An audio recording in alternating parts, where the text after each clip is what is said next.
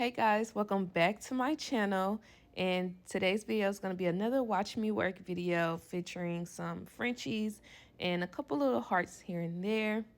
I know it's been a minute, your girl been gone, but if you are new here, welcome. Make sure you hit that subscribe button. And for all my OG followers, what's up? I know it's been a minute, y'all, but that's why I'm here, to let y'all know what's been going on in my life and everything that's been happening. So if you don't know, I recently just moved to Georgia.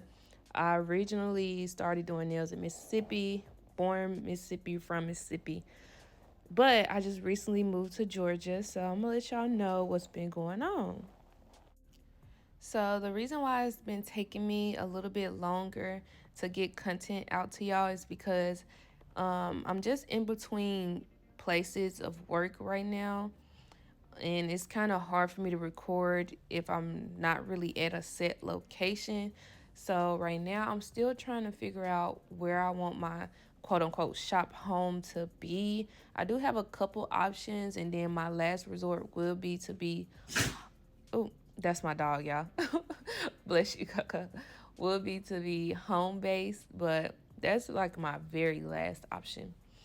And so far it has been challenging, but whenever you have to start over, it's gonna be hard. It's not gonna come quick because in Mississippi, I really never really had problems with clientele at all. Even when I was in nail school, right off the jump, I had clients. So it's just all still kind of new to me.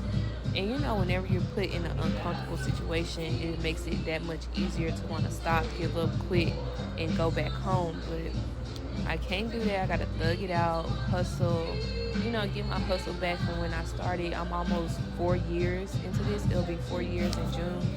So I gotta make sure I get that hustle back from when I first started, which is still hard because, you've been doing this for a minute. You want things to come naturally, but it's not gonna always be like that.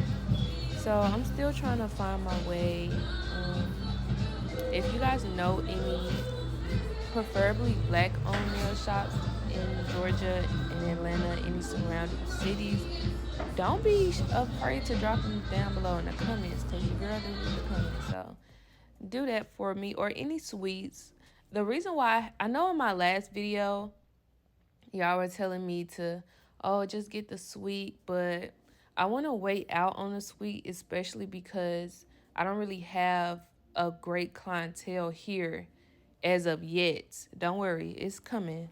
As of yet, though, I don't. So it would be kind of risky for me to get a sweet knowing I don't have any clientele. So that's why I'm really trying to start off at a salon first and then eventually get a sweet. Because I feel like once I get a sweet and I have even just, a couple clients, I ought to be cool with that. But right now I'm still trying to find a salon. Real quick before I continue, this is Young Nails Cover Pink. The tips are, I think they're from the Attitude Shop.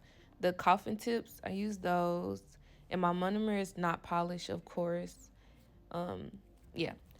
So that's kind of where things are at right now, y'all. Still trying to figure out what I'm going to do. So my content on YouTube won't be as consistent as of right now because, one, I got to have somebody to record on. I would like to do nails on myself on YouTube, but I like watching people do nails on clients. I'm not really too fun on watching people do nails on their self. It's still, entertaining or whatever, but I just prefer to watch videos done on clients. So that's what I want my channel to reflect. But if I have to, just to make sure I have some good content up, I don't mind doing some sets on myself to show y'all. That way my channel won't be completely, abandoned. But yeah, right now I'm just trying to get that all situated. And then one thing I've been working on is my application. So far, I've been doing the 2B method for a lot of sets, and it's definitely helped. Even with longer lengths, I've still been doing 2Bs because I'm just trying to, get into the habit of just working a little bit quicker. And it's not always about the speed. Y'all know that. It's never always about the speed. But, you know, when you get to a point where you yourself don't even like sitting down for that long doing a client, something got to give. So I've been working on my speed, trying to get sets cut down to an hour. It's been going okay. Of course, you know, considering soak offs and stuff like that, it'll make stuff a little bit different. But I still have been trying to work on getting my sets down. I did include the fouling on this video so y'all can kind of see. I don't think I sped anything up. I think this is like real-time speed so you can see what I start off with, you know, just the timing of everything, especially with my fouling and my shaping. I want you guys to be able to see that real time and what order I go in. For example, like right now, I'm fouling the free edge. I really don't go into the free edge in detail at this point because I know I'm going to go back in with my drill and clean up the C-curve part, turn their hand around, and then check the free edge. So for the free edge part, I just literally do like a couple little hits just so, because you know, some clients don't really understand the process sometimes. So they'll be like, oh, can you file this some more? I'm like, girl, I ain't even started yet, you know? So, you know, I just go ahead and follow through with it a little bit just so they won't feel like, oh, she just completely did not file that part. But y'all know how it is. Um, yeah, so the salon I was at when I recorded this video, I'm no longer there. So, and I think I have another possible video that I recorded at that salon, but I didn't really have the space to really just record. So luckily I was able to get the videos I got in. So maybe I'll have another video. I have to go back and look at that footage to see if it's postable pretty much. But yeah, this file is at 80/80. I don't use nothing other than 80/80 because I'm not going to be sitting here filing all day. It's just a no. And make sure you hit those side walls. A lot of times people just neglect it altogether. I don't know if they scared to cut somebody, or I don't know if they don't think they supposed to file all the way up there, but you have to file into the side walls. Because if you keep filing the tip and only the tip, yeah, you can get that shape very clean and sharp and like good, but it's gonna be too skinny for their nail if you don't file the sidewalls. You get what I'm saying? The shape has to come from the sidewall no matter what shape you're doing, no matter what length you're doing. If you don't start from the sidewall, right off the bat, the nail just will not fit their finger, period. Now I'm going in with a carbide bit. I'm cleaning up the cuticle. At first I was fouling, aka drilling, before I was reshaping. Now I kind of do it the other way around. I don't, y'all will notice on my channel that I don't really have a set routine to the T. I like to switch some stuff up. I don't mind switching some stuff up, but yeah, I just really go with the flow, y'all, honestly. But make sure you clean those cuticles up nicely. Don't overdo it now. Don't overdo it. Maybe 1 or 2 passes around the cuticle and that's it. That's really just all you need. Do y'all remember a few videos back when I was asking y'all for y'all French tips? Do y'all like it when people do the French tips on top of the nail or like cover the sides? So lately I've been doing it strictly on top of the nail. What I mean by that is if you look on the right side, I didn't bring the white polish down to cover the whole side of the nail. And I know it's just like, it might be cringy to some people. Like, it was very cringy to me at first. I was like, no, polish that. That is going to drive me crazy. But hear me out. Hear me out. I tried it and I'm actually not mad at it. For some reason, it makes for one, it keeps my shape very sharp. It keeps it how it was looking after I shaped because there's no polish there to mess up the shape. 2, whenever I do it on top of the nail, I can always make sure that my French is even on both sides, if that makes sense. Because sometimes polish on the side of the nail tip can reflect different angles depending on how you draw Frenchies on them. Y'all know what I'm talking about. It's kind of hard for me to explain it right now, but sometimes it makes it look different. And I've been trying it and I am not mad at it. I have also been getting better at my deep French tips because y'all know I normally do not go this high up. All the way by the cuticle to, I would have never done that. But I've been practicing, and you see this brush I'm using, it's a long hair brush. And I let the brush literally do all of the work for me. I lay the brush down on the side and just flick it. And whatever the brush stop at, that's where my French tip is gonna stop at. I don't never like try to make my own. I never really ask the client if they want a deep French or a regular French, but I never tell them, oh, point to where you want your French to start. And no, none of that. Wherever my brush end up, that's your French tip. Cause I'm not, no, because this is the only way I could truly get them all even if I let the brush do it for me. If I go in and pick where I want my French to be, child, all of those will be different lengths for real. And yeah, so I would suggest using a long brush. I know a lot of people like using short brushes to draw with which that's cool too, but I feel like whenever I use a short brush, I have too much control and my hands are already shaky. I'm heavy-handed. Like, it doesn't work for me. And right now I'm using this. What is this? This is Sugar and Cream.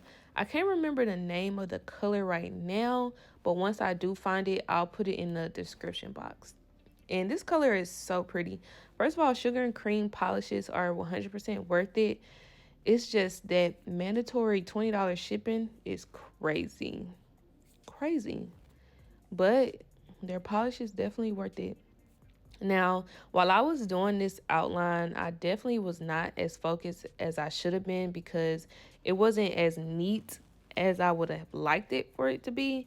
I definitely could have did a better job with it, but hey, like I said, I'm going to use this striper brush because once I lay it flat and just pull down, it literally makes a straight line for me. It's crazy. I love it.